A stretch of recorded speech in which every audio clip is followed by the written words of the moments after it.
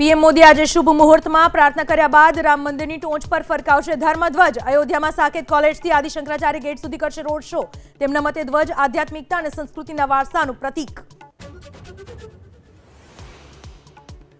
રામ મંદિરમાં ધાર્મિક ધ્વજ ફરકાવતા પહેલા જોવા મળ્યું એક ભવ્ય દ્રશ્ય। રામનું નિવાસસ્થાન ફૂલો અને રોશનીથી ઝળહળી ઉઠ્યું। રામની નગરી અયોધ્યાને શણગારાય ફૂલોથી।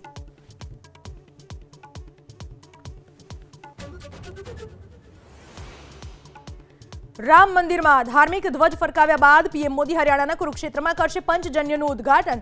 શ્રી ગુરુ તેગ બહાદુરના 350માં શહીદ દિવસે આયોજિત કાર્યક્રમમાં લેશે ભાગ। એક સ્મારક સિક્કો અને ટપાલ ટિકિટ પાડશે બહાર।